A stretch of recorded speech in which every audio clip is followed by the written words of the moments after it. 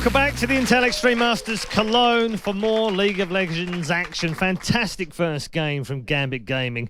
We'll see whether they can get back into game number 2 and make it a clean sweep and make it to the final. But before we get there, I just thought I'd check in with the crowd here because we've got some fantastic members of the crowd here this weekend. But today in particular, we're full inside here in Studio 1 and also in the arena. So I just wonder, can the guys that are in the arena right now, can you make some noise for us? Can we hear you? No. Okay. Okay, hold on, because these guys got confused. They thought they were in the arena, right? So let's just do that again. You guys are Studio 1, all right? Over there in the arena, can you hear us? Make some noise. I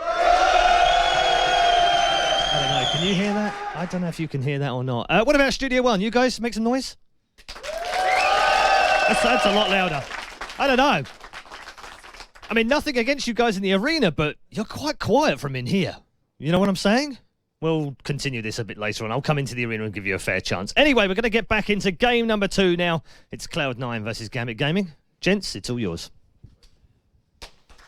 Thank you very much, Red Eye. And we are going to get into game number 2. And if you weren't excited before game number 1, well, you bloody well should be right now because that game was absolutely amazing. I think my voice kind of got raspy right there with that scream with Alex doing that frog jump over those 2 people on Cloud9 was ridiculous play.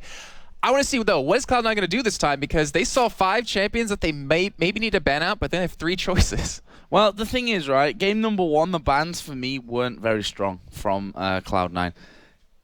Taking out Lee Sin and Evelyn, I don't think were the best options for them. Yeah, his Evelyn, to me, Diamond's Evelyn is really hit or miss sometimes. Like Summer Split, if it worked well, it worked very well. But if he didn't do that great, he kind of tanked it completely. But, you know, I agree. Also, taking away the Renekton, Darren's shown they can play quite a few different champions.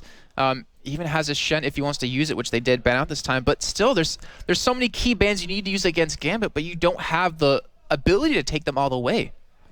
I see there, Cloud9. And again, pretty similar to after game number 1, looking very focused. Not too much communication between them, so one can only surmise from that they've already got the plan in their heads and they know exactly what they're going to do coming into game number 2 here. For Gambit, look at them. They are having fun right now, and that's scary when Gambit that happens. Yeah, they are, and I'm trying to realize or think is that Gambit, they used a really hard engaged composition right there with 4 people being able to do it. Cloud9, maybe if Gambit goes for something like that again, maybe they want to go for a disengaged composition, some way to escape them a little bit easier, because the Lulu was just, it wasn't enough alone, as well as the Rumble ultimate, and they were just losing in those team fights. Once High got kind of shut down a little bit, once he was controlled by everything Gambit had, he just couldn't get the damage down. He couldn't stay near Alex to get him out of the fight without allowing him to get those resets. So it's really come down to this. You can win and lose games from picks and bans. I think Cloud9 are probably going to do it this time. They have to choose what they want to play and to be very methodical about it. Yep, and Gambit get first pick, first ban this time around, moving on to the blue side after their win on the red side before. So we are going to get into bans and picks then. What are we going to see? Surely a change in ban strategy here from Cloud9. Yeah, I'm actually thinking that maybe being on the blue side for Gambit is a bad thing because they're able to pick up 2 champions they wanted right away, 2 heavily contested ones. You know, picking up, I believe it was the Annie and the Vi right away. So they only get the choice of one. Maybe go for that Annie if they want to first pick it, which Edward's been playing every single game. But so far, we've seen the same bans come in, Joe. Yeah, Evelyn taken out once again there. They're not keen on having an Evelyn in the game. We can see that Lemon Nation got his notepad out. They've got a plan for this one, that's for sure. Vi going to be banned here by Gambit themselves. Renekton taken away from Darren. We saw how good his Lissandra was in that last one. Perfect engagements coming out of him. What are we going to see here then for the final ban from Gambit? I think they're trying to force a Lee Sin again or an Annie right now, because if they're going to take away the Vi, which was a really huge start, do you want to see Vi get through or Annie get through? And they're going for Shyvana. All right, so they're trying to, I guess, trick them a little bit, maybe try to get the Shyvana as well through that. But with that first pick, they can go for anything they want. It looks like they want that Annie again. Edward, I mean, there were so many key stuns during that game. There was a fight at Dragon, which you were commentating, and you said Edward got a 4-man stun. It was just phenomenal. It was so perfect. And it's so deadly because it locks you down for such a long time that allows the rest of Gambit to just get in there and focus you down one by one. And when they have the ability to do that, not being interrupted by anyone on the other team, they're going to kill you. Yeah, Edward controlled 4 men of Cloud9 on his own in that Dragon fight. That was amazing stuff. Game number 1 just was overall an incredible first matchup for this series. But it's a best of 3, lucky for us, so we've got at least one more game to come. So what are Cloud9 going to go with here? They get 2 picks, of course, in their first round. Evelyn, Renekton, and Shyvana were their bans. Shenvi and Elise also out from Gambit's side of things. Zed left open again. Will High go for that? Probably not so early on. And actually, they want to get that Jinx. Genja obviously playing it in that last game. Meteor sticking with the Nocturne. Yeah, and I was thinking maybe a top lane pick, but Darian's champion pool and Ball's champion pool doesn't really overlap too much, so they're not really in a hurry for it. But Jinx alone, I don't know. I think maybe Sneaky's really comfortable with that champion because Genja can play pretty much anything right now. We've seen it over time. You know, he picked up Lucian yesterday. We saw him on Jinx just now. He's picked a lot of Varus Misfortune in the past, so he can play anything he wants. So maybe it's a plan on Cloud9's side. I mean, if you think about it, Nocturne can ulti, and you won't really see that super mega death rocket coming in, so that could be a very key factor in their composition if they want to go for some dives here. But I think it will become more known when they pick a couple more champions. Well, let's see. Orianna, which... Orianna Annie is just so overpowered. It's so hard. Alex Zich, we said, I think it was back in Moscow, we were like, yeah, Alex Zich is Orianna. We didn't get to see too much of it earlier on, mainly because he was playing the more assassin-type champions in that mid lane. Orianna at this stage, without knowing what's coming from Cloud9, safe pick. Yeah, and if you think about just working with Edward, I mean, we saw yesterday, the Pola together, then this Bear Stun after that, you can hit 5 people, obviously, with it, and it does so much damage and so much control, which is really what Gambit used in Game 1, the control factor of just maintaining where Cloud9 can be, maintaining who they want to kill. I want to know what they want to run the jungle, and usually they don't kind of leave their jungler as the last pick, which is kind of odd for Gambit. There's quite a bit banned out there. I mean, Vi, Elise, Evelyn, Shyvana, even obviously you can argue in there as well. Leaves Lee Sin open, which a Diamond Lee Sin is always an absolute beauty to watch. At this point, though, Cloud9 going for a very similar lineup. Rumble picked in there, and also the Lulu for Lemon Nation. Alright, so the Rumble, it wasn't bad in any way. I mean, Balls hit so many perfect ultimates. He just had 0 farm at the end. I mean, I think he was almost doubled by Darian at the very end of it. He got controlled very well as they pushed the turret down pretty early on the top lane against him. But I don't know. I mean, I wasn't 100% convinced by it. They have an ability to chase really well with the Equalizer and the Lulu slows, but they also need a really strong mid laner, a lot of damage from the mid lane, and I'm not really sure what they want to go for. Maybe like an Ahri. Lissandra Lee Sin here for Gambit to round Lissandra would be a good combo. Obviously working well with Orianna. I'm thinking it's most likely got to be Lee Sin because there's no reason for him to play Udyr right now. Yeah. Look at you. Lee Sin and Lissandra. Seems like it's going to be the case here for Gambit, and it's not really that much of a surprise. It's not as if you know, it takes a genius to call those two after how they played in the last game. The fact that Lee Sin is, if you look at the bans, probably the obvious choice there for Diamond as well. And just like you said, we know how strong Diamond is on Lee Sin, and he has a mission to prove, which makes it even scarier. He wants to show everyone else that I'm better than Meteos. Game 1, he did it very well. Can he do it again though on Lee Sin when Cloud9 know how dangerous it is, and they opted to not ban him out this time? Oh, we'll find out.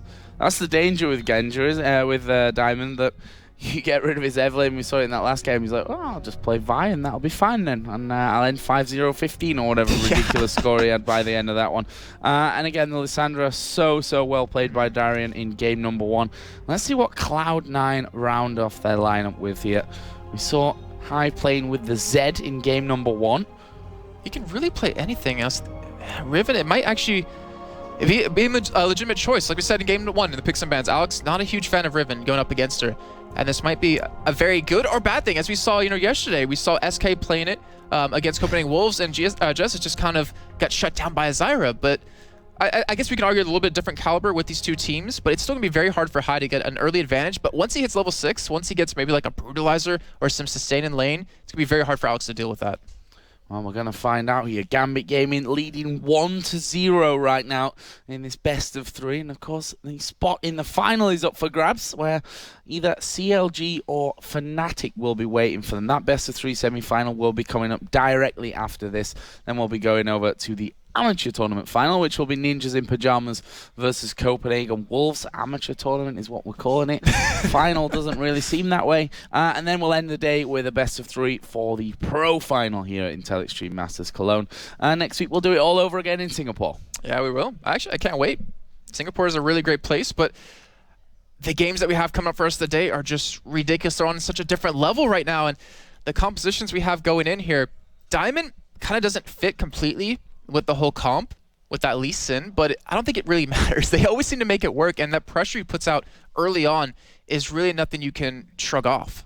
Well, you have to wonder what else he'd possibly go for. I mean, Jarvan maybe would fit into that, so he can get himself in there. Jarvan would. Diamond, you know, he's never been the biggest fan of Jarvan. He's never played, you know, a routine Jarvan in the jungle. I mean, he likes the Evelyn's brought out Karma, of course. Udyr is not scared to break out, but oh god, Karma! I forgot about that for a second there. I mean, Karma, you'd be probably didn't really work the first a game. bit too much magic in this lineup if they added Karma in there as well. But we are going to be finding out here in just a second how this one all goes down. Darian will be ruining on that last great performance and hoping that this time around he can add a couple of kills into a great performance as well. But we're going to be finding out here as we jump into game for match number 2 between Gambit and Cloud9. Gambit now over on the blue side with that 1-0 lead, and we can look at the start there. We see that Rumble and Riven both starting with those Door and Shield here at the start. Yeah, and it's going to be very needed because obviously they're both melee champions, so they can be harassed really well with auto attacks. Gives you the block, gives you the regen, which is really going to work out, especially if you pair that in with any lifesteal or spell event, which Hai does have some lifesteal. But as we saw in the first game, Gambit did such a great job, or I should say Diamond in particular, did such a great job of counter jungling and controlling Meteos. I want to know, can he pull it off again here? Because that's what kept him so out of the game. I mean, he used, I think, one ultimate to gank, and that was at the tier 2 turret pretty much 20 minutes into the game, and we were able to pick up that kill on a Darien. But they can do it again. That's going to mean Meteos will be kind of controlled, and they need those ultis. They need those early kills.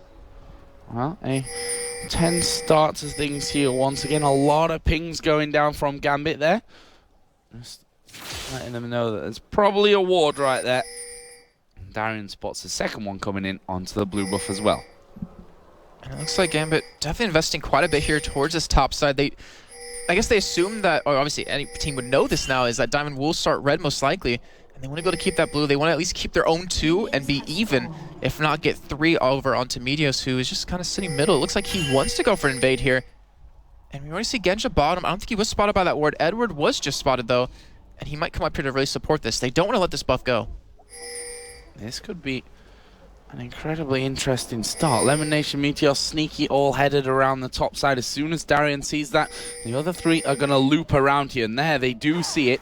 Alex Itch is going to be coming in as well. Darien here is moving himself back now that they've got that vision. Diamond dived right in there on towards Sneaky. Alex Itch here coming around the side. This is going to be a lot of damage from Gambit there onto Sneaky, less than half HP. But Cloud9 are not finished here. They're moving back in onto this one. There is a flash, and there is a stun across them from Aaron. First blood comes in. Hai going to get knocked back. He manages to get the kill. Will they stick around and fight this one out? Hai going very, very low. There's a lot of damage coming onto him, but he's still alive. He's managed to get away. Flash has been burnt all over the place. Diamond goes down.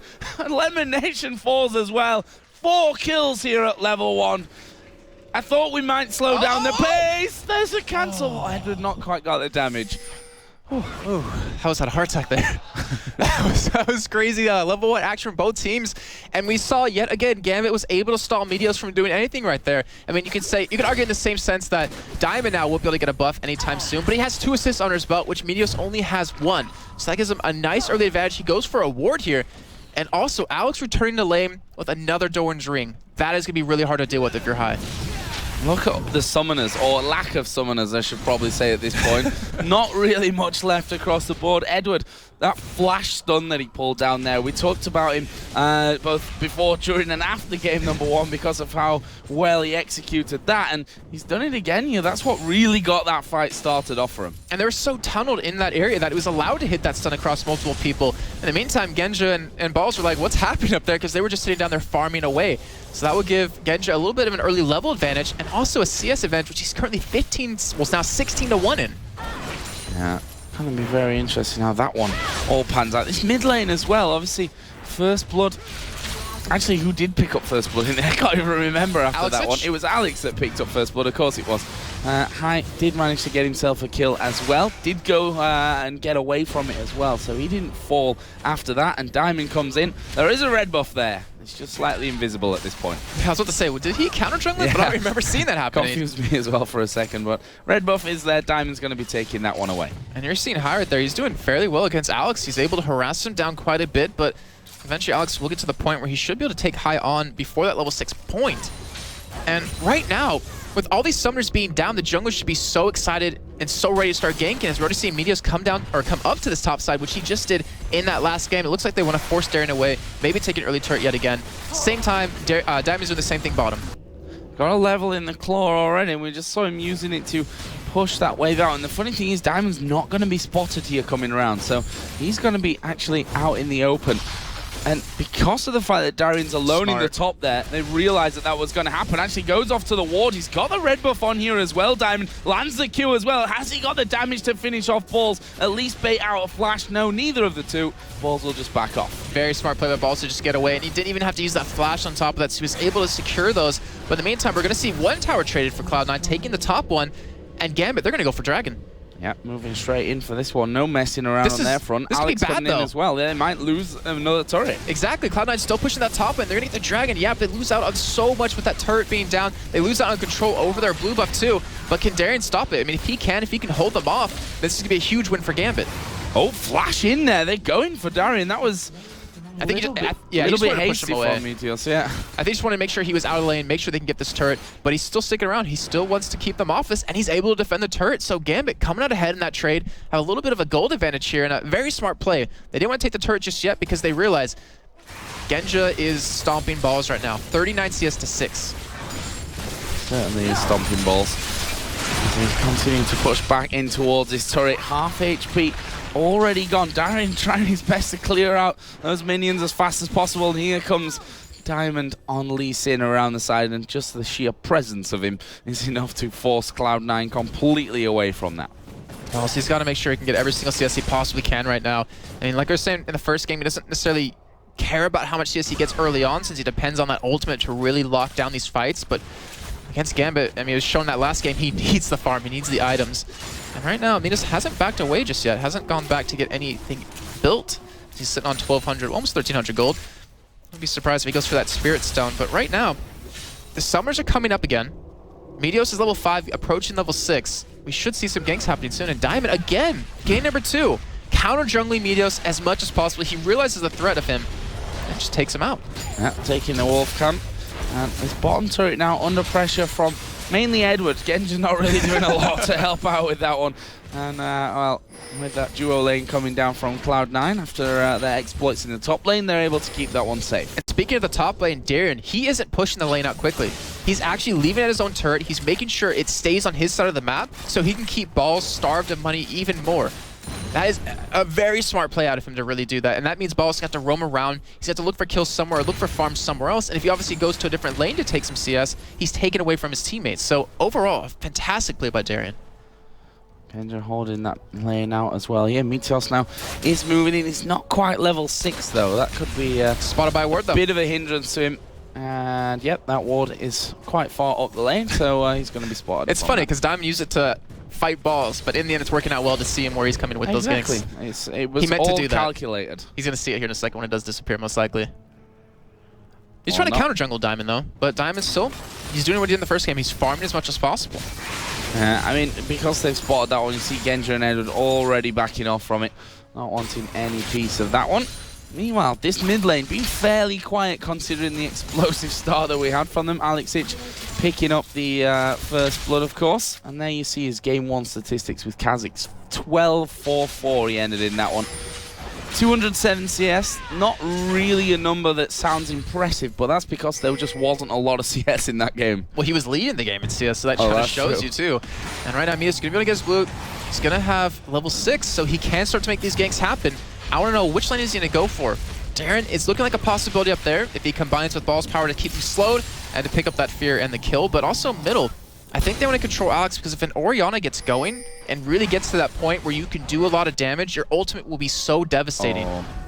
This could be really bad up top. Now they spot Nocturne coming across, but are they going to know? Sneaky, meanwhile, down in this bottom lane going low. There is a super mega death rocket coming out. Has he got enough damage to kill Edward? Surely he does, and he will pick up that one. Genja here starts to back away. Meanwhile, Nocturne ulti comes in. They're going on towards Diamond. Darian has got very low as well. Think they should be safe to escape from this one, though. Not sure that they'll be able to catch up with them. Or with a flash, they may just, but they turn around. They take down Balls, but High there doing a lot of damage. Diamond will back off. High decides not to fight with Alex coming up from the mid. And with a 3-man gank coming in right there, Gambit able to trade 1-for-1, but in the meantime, Genja, he might go down bottom.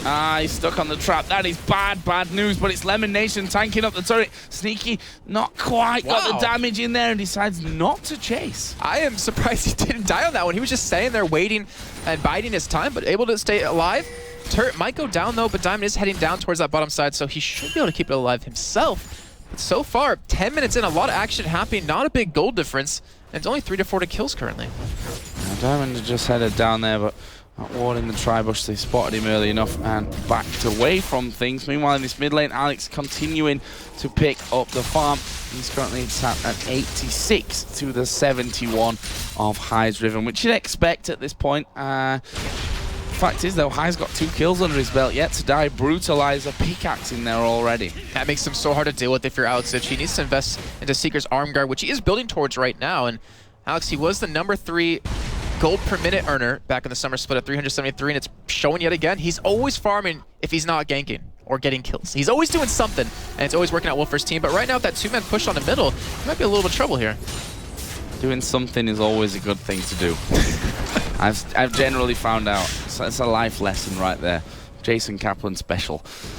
So, push down the bottom side here from Riven and from Rumble. Again, just like, nope, not having any of that one. But they're going to lose their turret for it. And they might lose Dragon soon too. It is up in about 30 seconds. Cloud9 doesn't have the exact timer on it, since Gambit did take the first one really early on. But they do have 3 men here. They have Darren and Alex middle. And if they can just stall them long enough, Gambit's going to get middle turret. Yeah, and they will be able to stall them here. Going in, first of all, on towards Lemon Nation. Diamond connecting with his Q. This tower is down, but they've got to run. And Alex going to give himself command protect. And Lissandra moving away, obviously, with the claw, able to escape. Oh, Darian. Why? Not quite sure what Darian's plan was in all of this. I don't know if he had a plan. I don't think he had a plan, or certainly his plan seems to have come back and bitten him, but that's how it happens sometimes. He puts his ulti down anyway, even though he's going to die and he wouldn't have gotten any kill. But I suppose he's biding time for Dragon for the rest of his team. Well, that's a calculated play from Darian. That's how Gambit play. Is that your story? I'm giving him the benefit of the doubt. I don't want to give him the benefit on that one, because right now it's a 5-on-4, and we saw Cloud9 not use any ultimates right now from that. So Gambit, they have to kind of back away mostly. They can try to contest it as High does go middle and pick up a little bit of farm, but I'm not sure what Darren was doing right there. If Gambit were quicker, they could have got Dragon there, though. There were 4 men chasing Darian to pick up that kill. He used his ultimate and everything. He's probably like, guys, take Dragon. What are you doing? This is why I'm dying for you. This is how this works. Currently 0-3. Got himself that Seeker's arm guard in there now with the Sorcerer's Shoes as well. Alex Itch already building up that tier, Seeker's arm guard, and also working himself up to that Rod of Ages as well. Yeah, he's using that same build he used against the Red yesterday. Going for more of a tanky Orianna just to survive the damage that Cloud9 can put out, and trust me, they can do quite a bit of it. But Gambit, they want to be the ones to engage here. I mean, they have a ball delivery system in the form of Lissandra and Elise Sin. And Darren, he's going to go straight for that zone because he wants to be able to have that engage happen and then still stay alive. So, Dragon not quite picked up just yet. And there's good old Quick Shot. He's back again. He spelled everything right this time. He spelled everything right, so good job, Quick Shot, for that one. And you guys can do the same. Obviously, we do filter them, so your troll tweets don't get there. Apart from Quick Shots, apparently. He gets 2 in 2 days. Famous. Right now, we do have most of the action happening towards this dragon. It looks like both these teams really want to contest it, want to take it, get that extra gold for their side. Because no one's even dealing with that top lane, and right now the wave is currently pushing. And Dime, he's gonna go for the steal, he gets it! Wow. No, he doesn't, No, sorry. he doesn't. A little too excited there.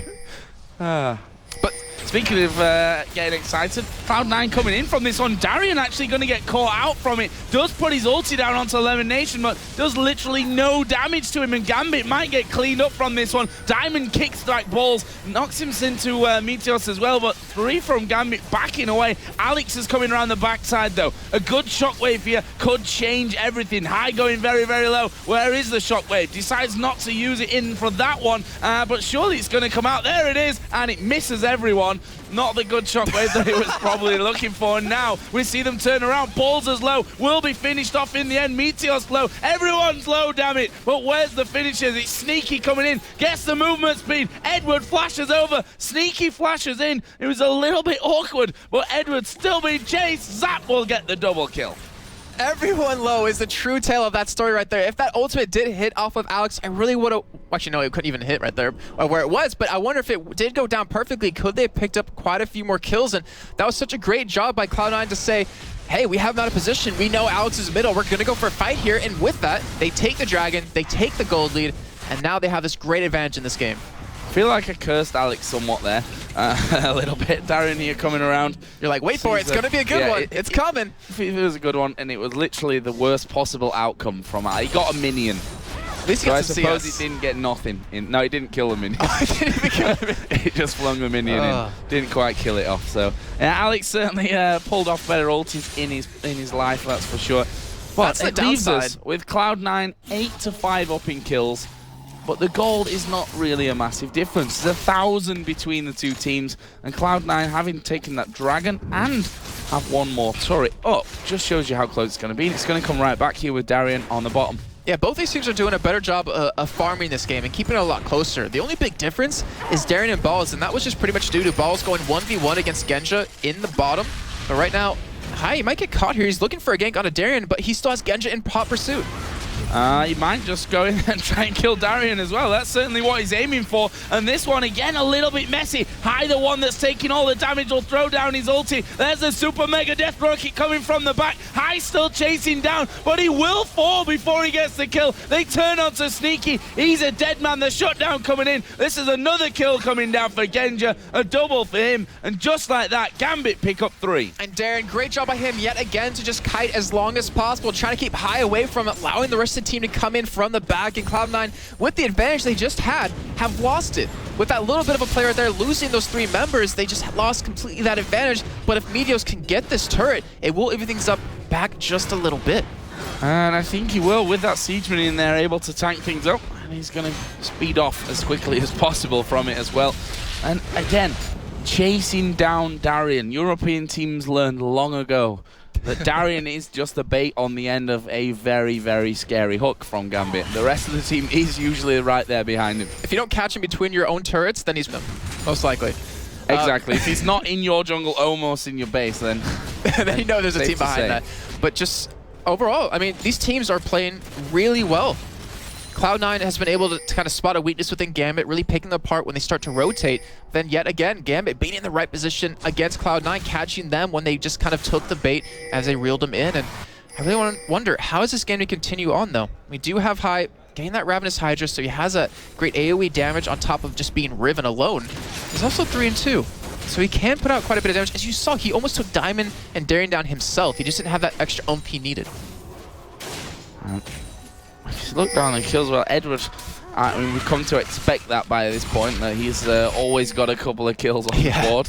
It's like a 2-2-2 at this stage. 2-0-2 for Genja. Moving in. Not really got that spike yet that he needs, but that'll be coming in soon enough. Rod of Ages finish for Alex. Not really much for Diamond in the jungle. Obviously, he went in for that Sightstone so that he could have the wards available to using, you know, get in there at the back, kick him back into the team and what have you. He's still having a big impact though. Yeah, I mean, even the wards he uses, like we saw earlier on, to jump around, work out for their team. But right now, High, he's trying to push bottom. He's trying to get some more CS here. But you saw Gambit. They were ready. They wanted to go for the gank right there. And It all comes down to all the ward coverage they have. They can spot where Cloud9 is and work around that. And, you know, Meteos, again, hasn't had much impact in this game with that ultimate. He's been shut down very well with the whole level 1 that happened with him being delayed, with Diamond able to get both of his buffs. He just still hasn't been really proactive in making kills happen. Right now, High, he's seen by that ward, and we have 4 members of Gambit here. High, they're going to take him down from this one. The ultimate comes in, and that was an easy kill. Stood right on top of a ward. Thought he was being clever catching out Genja. In the end, comes back and bites him. Yeah, that was really unfortunate for him. I mean, I understand what he's trying to do, pick them apart one by one, but you cannot afford to die like that. Dragon will go up in about 2 minutes, but the kills are just being given over. Diamond able to pick up another kill for himself. He was already doing quite a bit of damage with just that Doran's Blade alone, but he's going to get more scarier than that now. That is that. Yeah, that Trinity Force, which is, as you said, the spike. Are they going to go for a fight now? I mean, if you look at Baron, this is interesting to compare it to the last game. That I remember saying at 25 minutes, I think, or 24 minutes, because I even said it wrong. There were no wards whatsoever at Baron. This time around, things very, very different, though. Yeah, it's very true. That's a really good point, Joe, because, I mean, Gambit, they realize the game's very close. They don't have as much control over Cloud9 as they had prior. So they want to make sure that Cloud9 doesn't go for anything sneaky. And I remember hearing this, I believe it was out of Rivington saying during the summer split that Cloud9, like on average, I think it was halfway through the season, they finished games in 24 minutes. Like the fastest team in North America, and I believe even here in Europe. So they want to make sure that that's not a possibility. And it's a very smart play by Gambit. Well, I'll tell you a secret. They're not going to finish this one in 24 minutes. You say that. I say that, and I'll probably be wrong with that one as well. Although I wouldn't mind, because a third game would make me a very happy person. Dragon is coming up here in 40 seconds. Cloud9 already doing a little bit of scouting out there, making sure that one's clear. And High's like, Elimination, use that, or come down here and just see where that ward was that caught me out and made me die earlier on. It's really weird to see is that Edward and Elimination have different build paths, kind of, where Edward's going to go for a little bit of damage with that Haunting Guise. He also doesn't invest into an Oracle early on. He didn't do it last game. He's not doing it again. And he's just trying to build that little bit of extra damage that can make him so deadly, where Elimination, he wants control of the map. He wants to be able to see where everyone is going, and it's worked out well for Cloud9, but right now, if Edward keeps building damage and Gambit keep getting these kills, that Oracle's not going to really mean too much. Well, it's perfect timing, at least for a Dragon, and as it spawns in there, that ward does go down. Gambit start to collapse back in.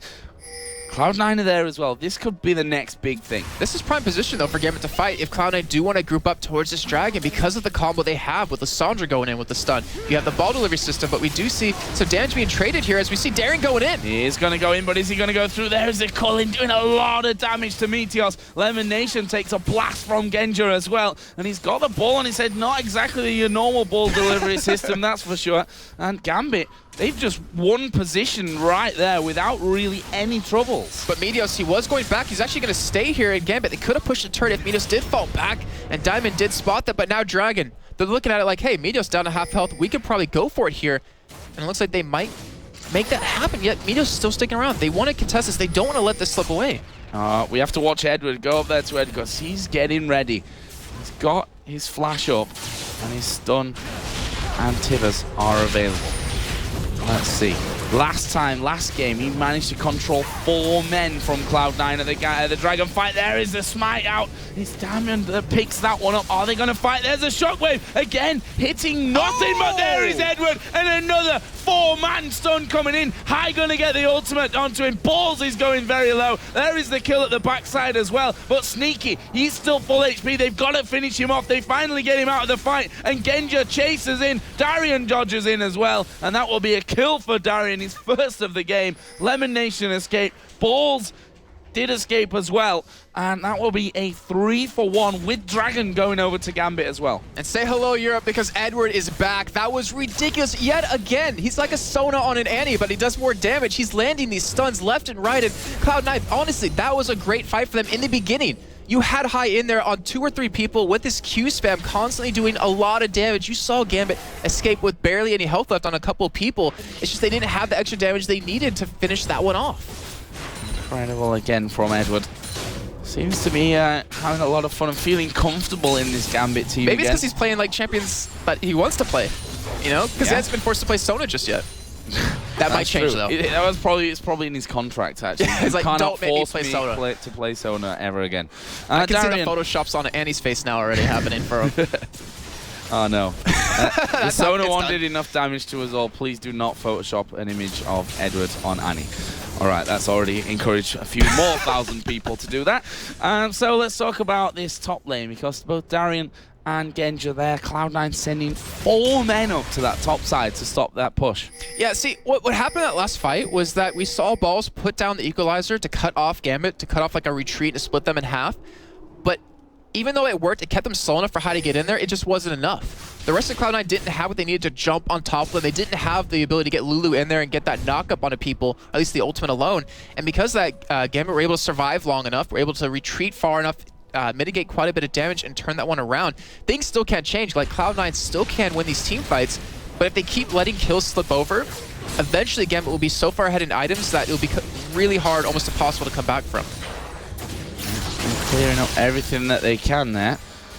And the Oracles, we mentioned that earlier, a little bit different between these two teams. It's Diamond that did the same in game number 1 for what brief Oracle time we really had there. It was just a fighting game, basically. There's the blue buff actually going to be picked up. I didn't quite see where it was picked up there, but Meteos is going to dive into this one. It was Alex, I think, that got that blue. Where is the shockwave? He's playing around with it, waiting for the right time, but High dives into the middle of him. There is a shockwave, gets 3 of them, but can they get away from this one? Alex taking a ton of damage. Diamond going to go low here as well as Alex falls down, and that will be a double kill coming out for Sneaky. The final one picked up by Meteos, and Cloud9 turned back around, and only 2 men surviving that one from Gambit. And this time in this fight, they got the equalizer down perfectly, and they were able to collapse on top of it. They were able to finally follow it up, and with that, they pick up those 3 kills. Cloud9, phenomenal play. Yeah, they easily could go for Baron. They have the people, they have the health, and only Darian and Genji are there to stop them, but that was so well done. They made it so Edward couldn't get a giant stun onto the enemy team with a flash engage, and they come out ahead. They might come out with Baron on top of this. Oh, balls. Oh, wow. He's actually going to go down here. Genji picks up that one. He's now on a rampage, and they've stopped doing Baron. They've done enough to stop this Baron attempt, but will Cloud9 turn around and go back in for it? No. They find it too risky at this point, and I think that's the right call as well. However, they need to be careful, because if they leave this one completely as Edward gets hit by the Baron, putting a ward down, doesn't like vision. Well, how would you like it if someone had vision of your house, Jason? You wouldn't. They would see some weird things. I'm sure they would, but none of them should be delved into onto this stream. Thank you very much. Gambit here are, in fact, now just pushing straight up that mid lane, and why not? They've seen that Cloud9 have backed away from that one. In fact, I say it's Gambit, it's more like just Genji that did that. He's being very aggressive. I mean, you even saw at that blue buff, which kicked off that fight, he was the one to get caught and eventually into a fear by Meteos. But Cloud9, I mean, we're 26.5 minutes in. Gold is pretty much even. Kills are pretty much dead even here. Turrets are very close. And right now, it's really anyone's game. Cloud9 did such a great job of getting back into the game when they were losing team fights constantly. They were able to turn just one around, and that's all they really needed, because look at Sneaky's score. 6-2 right now. Genji 4-5. The AD carriers are really stepping up this game. So, bit of a quiet period maybe. We've got Dragon coming up here in just over a minute's time. Lemon Nation being chased by Edward, who might get in trouble. Actually, they've stunned him up. Sneaky's dead. Completely caught out. He was like, yeah, I'm going to kill Edward. That'll feel good. But actually ended up just dying. It might cost him a lot, though. That was a little strange. Meteos is doing the red buff on Gambit's side. High is actually down, pushing the inner turret, and Gambit are just going to go rampaging straight through the mid. Yeah, with Meteos backing away, he's going to be able to finally get back and help, but without an AD carry, without the AD carry who has all the kills basically on the team to be here, they're going to get an inhibitor off of this. Yeah, Equalizer going down, but that's only going to get rid of the minions, and we can see the pushing. Genji going very aggressive once again.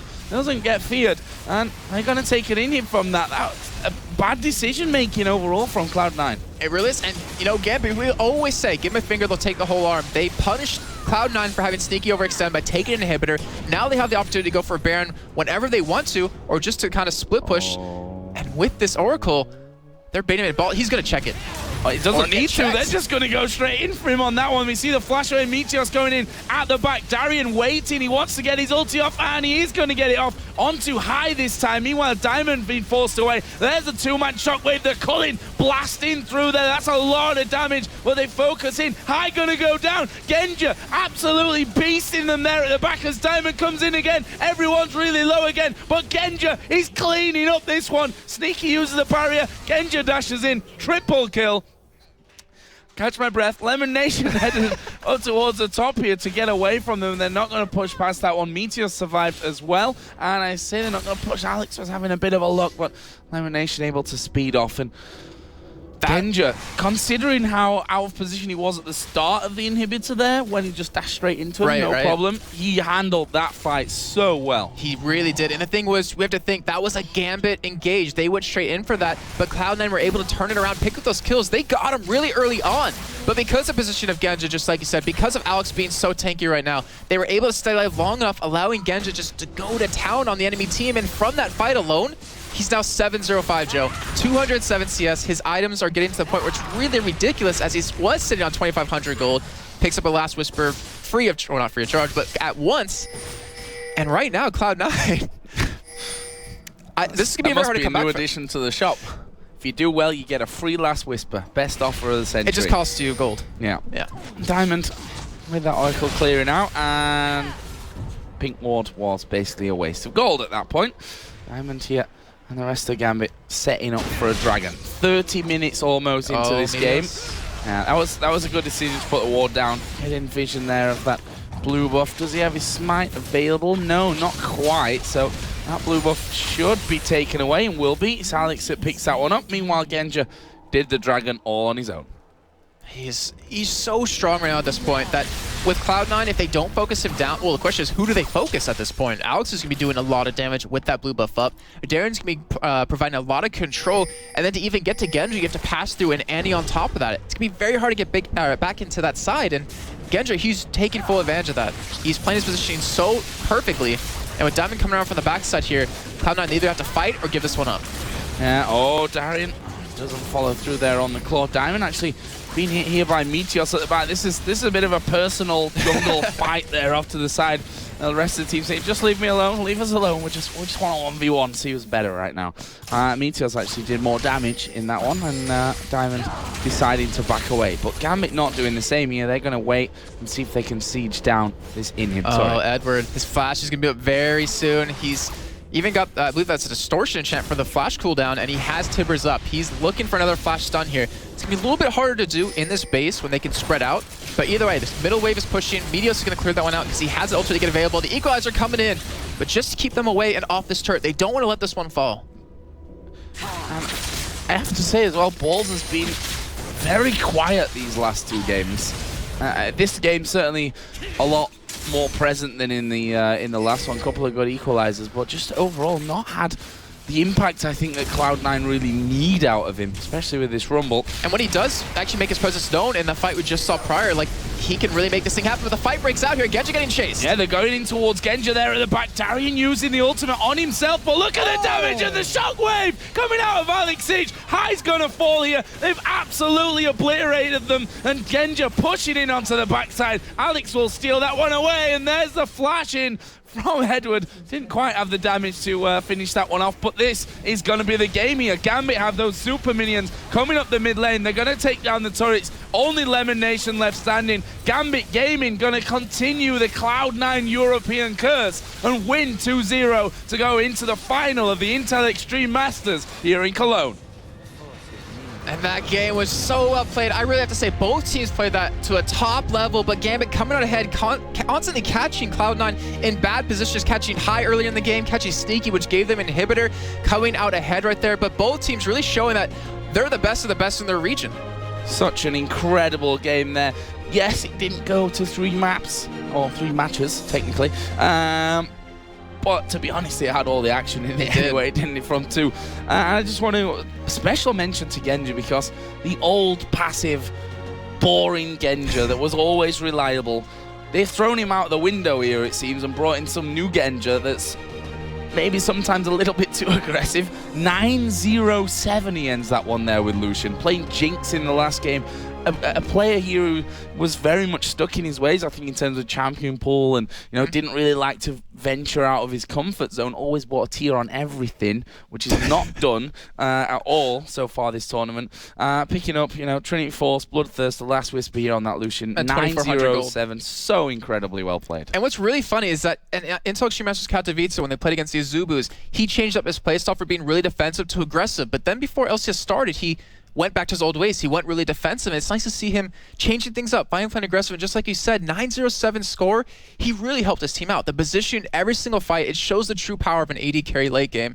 But the entire team, both teams, really well played from both of them. Really well done team fights. I hope they break some of those down because they were really intricate in how they worked. Yeah, and Darian as well. He managed his one kill. He got it in the second game. 1-4-14 he actually finished in this. But over the course of both games, his ultimates, the way that he set up these fights were absolutely incredible. This just looks like a Gambit that have been together for years. It almost looks as if the summer split never happened and Edward never went anywhere. Yeah, they seem to be really focused. Maybe they're all really happy, like the mood, like we've been saying. Before the games, they're joking around, they're laughing, they're having a good time. Maybe Edward coming back, it kind of was like a sigh of relief to everyone, like, ugh, finally we have him back. He's playing at a top notch. He can't play Sona, as we see Xpeke apparently. Really enjoying that. But he's got to win it, though. Yeah, he's got to win it. He's got to defend what is European pride still at this point.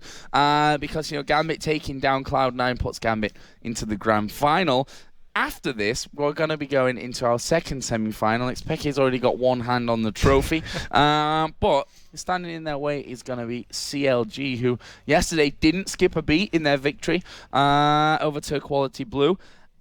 And honestly, if they play like that today, they said it. Doublelift said it when he was talking to Carl. We have practiced a lot, and we intend to do very well at this tournament. Fnatic, they've had the change both in the team, obviously with Reckless coming back, and also in the management team with Harry, their manager, actually leaving. So, not sure what to expect from Fnatic, I have to be honest. There's a lot at stake in this game, let alone just the rivalry between Doublelift and Reckless, but Yellowstar. That's going to be just amazing. He has a bone to pick, because if you think back to Season 2 World Championships, he was on SK playing against CLG in that ridiculous teleport-in base race that happened, and he couldn't hold them off. Him and I believe it was Aranea playing Shen that game. And he's looked at that game that's haunted his dreams. I want my revenge. And well, that and the fact that Doublelift called him, I think the words were shaky yesterday. There you go. I think that's more of the bone to pick for Yellow Star from that one. But that will be the best of three that's coming up in a little while. But first of all, I'm going to take a look back at some of the key moments of that game with Demon and Crepo. Thank you very much, and wow, what a pair of games that was. Gambit have turned up to win this tournament. I talked about Intel Extreme Masters being their tournament. Why the hell did I bet against Gambit? I have no idea why. So, Crepo, lots to talk about in those games. Level 1. Let's talk about both level 1 games to start with, because at the start, you said when we were upstairs, it's like, this is Gambit's level 1 tactic. Yeah, initially, I have to admit, I was wrong saying Gambit is always passive. Passive is the word I'm looking for. That's the word you're after. Yeah, English is very hard sometimes. But they have this signature move where Eddie and Genja basically, or the support and Genja, basically move out and try to contest the blue buff, which they predict is going to be done by 2 people, and then they force the jungler and the top laner off of it, and hopefully even steal it, and that's really good. In theory, Cloud9 could mirror that at the other side, but they weren't ready for it, and that definitely gave Gambit the edge game 1, and then the second game they basically read Cloud9 like a book, predicted the invade again. It ended up being a 2-for-2 trade, but Gambit was definitely ready for that, so definitely on top of their level 1 game. And both of those games, it seemed that Gambit just singled out balls. He was absolutely getting nailed in both games, had no chance to farm. Every time they just kept the pressure on that Rumble. Yeah, you have to admit, those second game, though, 3v1, Balls really couldn't do that much. Yeah. He's a utility person like Rumble. He can still do well in fights. He can try and roam. Every time he tried to roam, he was still level 5. I mean, that's so much going against him. Like, he got frozen by Darien. By the time the wave reached his tower, he was level 5. Darien was level 7. Gambit was controlling the pace of the game. They pushed when they wanted. They rotated pretty well. Cloud9 had some really good fights coming back whenever they actually managed to get Gambit on the back foot. Whenever Alex had to use Shockwave to disengage, for example, then that's when Cloud9 could re-engage. But otherwise, it was really hard, and Gambit just controlled the pace so well. And there was the fight, if I recall, in game 1, where Gambit were backing off. and then Cloud9 just chased, and it was like there was no objective to gain. They just simply chased them into the jungle, and we were all sat there saying, why are they doing this? Yeah, it is basically what Gambit does really well. I mean, they lure you in and then they activate the see hero, kill hero switch. And actually, that's something I want to point out. Their composition was built around that. Both of the times they had Annie support. They also had Lissandra, so that's double CC, crowd control effects, stuns and snares, etc. that can chain on top of each other, kill one guy. Game 1, they had Kha'Zix on Alex Each that could jump around and finish people off. We saw that as well. Beautiful zoning Game 1 by Darien as well. He just went in, pushed them back, went back. They come a little closer. Eddie jumps in, tibbers a couple of people, and then Alex just waits at the outskirts of the fight, jumps in, gets the resets, jumps out again, and you can see that this is a coordinated Gambit. This is a really strong Gambit that's showing up today. Do we see this as the Gambit of old, or are we simply putting it down to this is a well-rested Gambit that's had chance to not travel so much like they're going to be once again come the LCS? Is this simply what they've done? I mean, Gambit of old or strong Gambit, I don't care, but it's really nice to see them performing that well.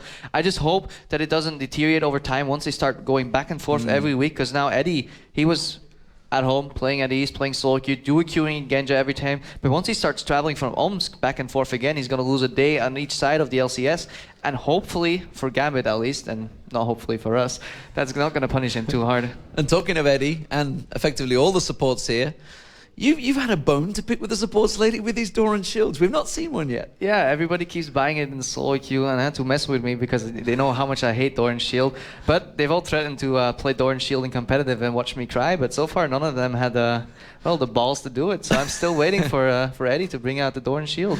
Well, we'll see whether that happens. Of course, semi-finals coming up soon. But we want to hear what Alex Each has to say with Shocks. We sure do, D-Man, and he has a bone to pick with you, because how does it make you feel that D-Man betted against you? Yeah, I'm upset, and I think that our team lost one friend today. It's not a laughing matter, but anyway, seriously, great series here and a great swoop in Game 1. You jumping around as Kha'Zix, and how much do you think of that dominating performance derived of that invade you guys planned on blue in the beginning? So we were not playing that invade. That is some kind of the stuff that happened because we got the vision on them, and we saw that their double lane is not there, so it was pretty easy invade. And after that invade, we got ahead, though I died mid, so I needed to rotate to Rumble, but it was really easy for me and Diamond to kill Rumble over and over, and then I got farmed and could roll the game. Absolutely, and then come Game 2, your nemesis, Riven in the mid lane, you're up against her with Orianna. How did that go? So Orianna against Riven is not the best matchup for Orianna, but I needed to pick something safe, and so I decided that Orianna will be the best pick, and I knew that our late game is so much stronger, because you could see that in late game they couldn't kill me at all. I got 4k HP with all the shields. So only thing that we needed was to survive the early and mid game, and we did it, so. Is there anything you think that they did wrong, particularly in picks, that could have, if they chose something else, they could have gotten you in trouble, or were you just prepared for anything they might have had? So I think that they were too focused on AD mid and the AP top. So, and these were the weak points of the team overall, because Rumble was pretty smashed every game, and in the mid lane, Riven and Zed, they got really good early. So okay, mid game, but in late game they were falling hard behind. All right, so great stuff here from you guys. Again, another IEM final. Do you want your EU matchup versus Fnatic, or do you want to play CLG, and why? So Boris says that we want to play Fnatic, and it will be EU final. All right, well, a lot of Europeans in the studio, very happy with that. Great performance here. Good luck later on in the final, of course. And we're going to go over to Paul for an update on social media.